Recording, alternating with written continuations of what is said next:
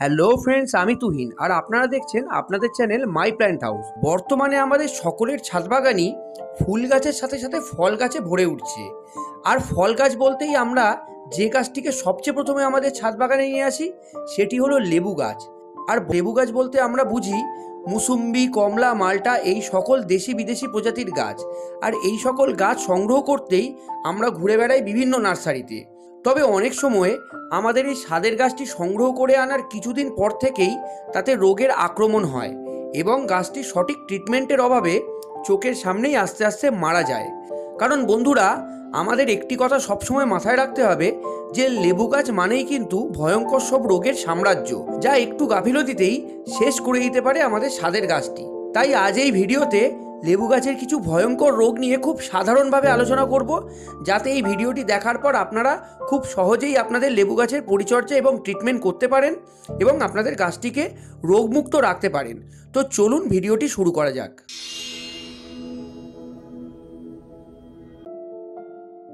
বন্ধুরা, একটি লেবু গাছকে রোগমুক্ত রাখতে গেলে প্রথমেই কিন্তু জানতে হবে লেবু গাছে সাধারণত কী কী রোগ হয়, কোন রোগের কী কারণ এবং সেই সকল রোগের লক্ষণই বা কী, অর্থাৎ কী দেখে আপনারা বুঝবেন যে গাছে কী রোগ হয়েছে এবং রোগ সম্বন্ধে বুঝতে পারার পর তার প্রতিকারই বা কী হবে। কারণ সাধারণত ছাদ বাগানিরা কী করেন, যখন তারা বুঝতে পারেন বা দেখতে পান যে তাদের গাছে কোনো রোগের আক্রমণ হয়েছে, তখন তারা বিভিন্ন লোকের কাছ থেকে পরামর্শ নিতে শুরু করেন অথবা বিভিন্ন রকম ভিডিও দেখতে শুরু করেন এবং ভিডিওতে উল্লেখিত বিভিন্ন ওষুধ না বুঝেই তারা গাছে স্প্রে করে দেন। তাতে কি হয়, তাতে রোগ ঠিক হোক বা না হোক কিছু টাকা কিন্তু খরচ হয়ে যায়। তাই আমি বলি, ওষুধ কেনা বা প্রয়োগ করার আগে রোগ সম্বন্ধে জানাটা খুবই দরকার। আপনারা যদি গাছের রোগ সম্বন্ধে জানতে পারেন, গাছের রোগকে সঠিকভাবে ডিটেক্ট করতে পারেন, তাহলে কিন্তু অতি সহজেই তার প্রতিকার করতে পারবেন। সেই জন্যই আজ এই ভিডিওতে লেবু গাছের বিভিন্ন রোগ এবং তার প্রতিকার নিয়ে বিস্তারিত আলোচনা করব। ক্যাঙ্কার, জেন্থোমোনাস সাইট্রি নামক একটি ব্যাকটেরিয়ার আক্রমণে এই রোগ হয়। লেবু গাছে এই রোগ বর্ষার সময় হতে দেখা যায়। লেবু গাছে সাধারণত অনেক রকম রোগ হতে দেখা যায়, তা সে পোকার আক্রমণেই হোক বা ফাঙ্গাসের আক্রমণে। কিন্তু যত রকমের রোগ লেবু গাছে হতে দেখা যায়, তার মধ্যে এই ক্যাঙ্কার অর্থাৎ এই সাইট্রাস ক্যাঙ্কার একটি মারাত্মক রোগ। এটিকে একটি মারণ রোগও বলা যেতে পারে, কারণ গাছে একবার এই রোগের আক্রমণ হওয়ার পর শীঘ্রই এর প্রতিকার না করলে আক্রমণের পরিমাণ বেড়ে যায় এবং আক্রান্ত গাছটি মারা যায়। এছাড়াও এই গাছের পাশাপাশি অবস্থিত অন্যান্য গাছেও আক্রমণ ছড়িয়ে পড়তে পারে। জল এবং হাওয়ার মাধ্যমে এই রোগ খুব তাড়াতাড়ি ছড়িয়ে পড়তে পারে। গাছে এই ব্যাকটেরিয়ার আক্রমণ ঘটলে প্রথমে পাতায় ছোট ছোট হলুদ স্পট দেখা যায়, পরে এই হলুদ স্পট বাদামি রঙের ফোস্কার মতন হয়ে ওঠে এবং পুরো পাতায় ভরে যায়। এই রোগ পাতা থেকে শুরু হয়ে তারপর আস্তে আস্তে শাখায় এবং ফলেও ছড়িয়ে পড়ে। এর ফলে পাতা হলুদ হয়ে যায়, গাছের ফলন কমে যায় এবং অপরিপক্ক ফলও হলুদ হয়ে ঝরে যেতে থাকে। সুতরাং গাছে এই রোগের আক্রমণ হলে আক্রান্ত পাতা এবং ডাল কেটে ফেলে দিতে হবে। আক্রমণের পরিমাণ বেশি হলে কপার অক্সিক্লোরাইড 3 গ্রাম 1 লিটার জলে এবং স্টেপটোসাইক্লিন 1 গ্রাম 1 লিটার জলে মিশিয়ে স্প্রে করতে হবে। কপার অক্সিক্লোরাইড অর্থাৎ ব্লাইটক্স বা ব্লু কপার আপনারা ব্যবহার করতে পারেন এবং স্টেপটোসাইক্লিন হিসেবে স্টেপটোমাইসিন অথবা প্ল্যান্টোমাইসিন ব্যবহার করতে পারেন। গাছের গোড়ায় অর্থাৎ মাটিতে বর্জ্য মিক্সচার প্রয়োগ করতে হবে এবং গাছের কাণ্ডে 1 ফুট থেকে 2 ফুট পর্যন্ত বর্জ্য পেস্ট লাগাতে হবে। বর্জ্য মিক্সচারের জায়গায় আপনারা ট্রাইকোডার্মা ভিরিডিও মাটিতে প্রয়োগ করতে পারেন। এইভাবে পরিচর্যা করলে পুরোপুরিভাবে নির্মূল হবে এই রোগ। শীতের শেষে লেবু গাছের কাণ্ড ফেটে এক ধরনের আঠা বের হতে দেখা যায়, যাকে গ্যামোসিস বলে। এটি একটি খুব ভয়ানক রোগ যদি সঠিক সময়ে এর চিকিৎসা না করা হয়।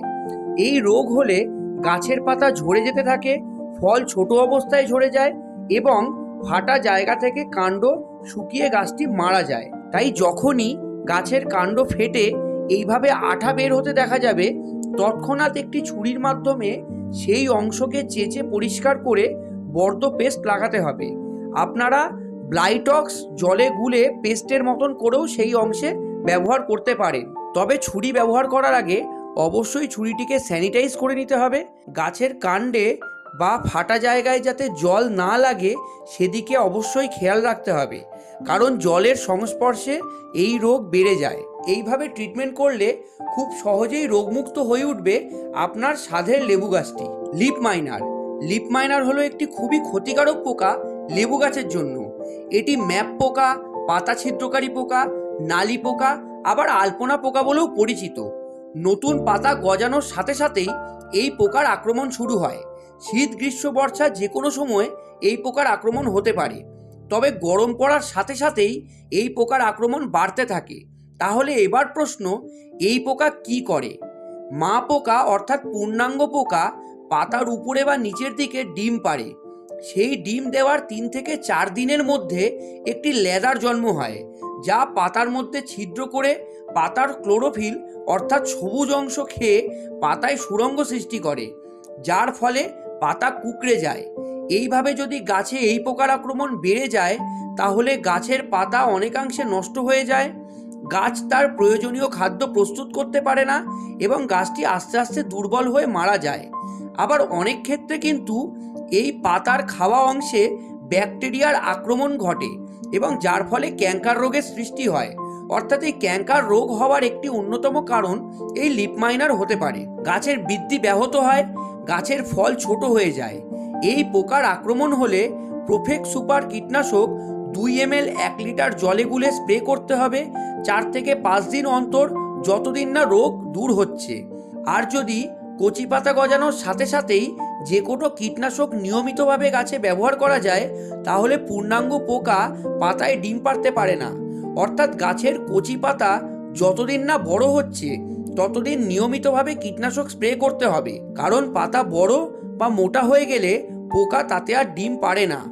অর্থাৎ এইভাবে যদি আপনারা নিয়মিতভাবে গাছের দিকে লক্ষ্য রাখেন এবং গাছের পরিচর্যা করেন তাহলে এই লিফ মাইনার পোকা আর গাছে ডিম পাড়তে পারবে না এবং গাছটি সুস্থ এবং সবল থাকবে। অ্যানথ্রাকনস। অ্যানথ্রাকনস হলো একটি ফাঙ্গাস ঘটিত রোগ যা বড় অর্থাৎ বয়স্ক গাছে হতে দেখা যায়। এই ফাঙ্গাসের আক্রমণ হলে আক্রান্ত পাতা এবং ফলে বাদামি রঙের স্পট দেখা যায়, যার পরিমাণ আস্তে আস্তে বেড়ে ওঠে এবং ফলে পচনের সৃষ্টি হয়, ফল ঝরে যায়। এই রোগের আক্রমণ ডালে হলে ডাল শুকিয়ে যায় এবং এই ফাঙ্গাসের অতিরিক্ত আক্রমণের ফলে গাছ মারাও যেতে পারে। ডালে বা ফলে এই রোগের আক্রমণ ঘটলে ফলসহ ডালটিকে কেটে ফেলে দিতে হবে। গাছের নিউট্রিশনযুক্ত খাবার প্রয়োগ করতে হবে, অর্থাৎ গাছটিকে সবসময় হেলদি রাখতে হবে, কারণ গাছ যদি হেলদি থাকে তাহলে এই রোগ হওয়ার সম্ভাবনা কম। গাছে এই রোগের আক্রমণ ঘটলে ব্লাইটক্স 2 গ্রাম 1 লিটার জলে অথবা ম্যাঙ্কোজেব জাতীয় অর্থাৎ সাফ 2 গ্রাম 1 লিটার জলে মিশিয়ে স্প্রে করতে হবে। আপনাদের কাছে বর্দ মিক্সচার থাকলেও আপনারা স্প্রে করতে পারেন। এইভাবে গাছের পরিচর্যা করলে গাছটি সুস্থ এবং সবল থাকবে। Citrus scab. স্ক্যাব হলো একটি ছত্রাক ঘটিত রোগ। এলসিনো ফ্যাওসিটি নামক একটি ছত্রাকের আক্রমণে এই রোগ হয়। গরমে এই রোগ সবচেয়ে বেশি হতে দেখা যায়। এই ছত্রাকের আক্রমণ গাছে হলে পরে পাতা এবং ফলের গায়ে ছোট ছোট ডটের মতন দাগ দেখা যায়। পরবর্তীতে এই দাগ ফুলে উঠে ফেটে আঁচিলের মতন দেখায়। এই রোগ হলে পাতা কুঁকড়ে যায়, অপরিণত ফল ঝরে পড়ে। সুতরাং এই রোগ হলে পরেই আক্রান্ত পাতা এবং ফল তুলে নষ্ট করে ফেলতে হবে এবং ব্লাইটক্স 4 থেকে 5 গ্রাম 1 লিটার জলে গুলে স্প্রে করতে হবে 7 দিন অন্তর, অন্তত 3 থেকে 4 বার।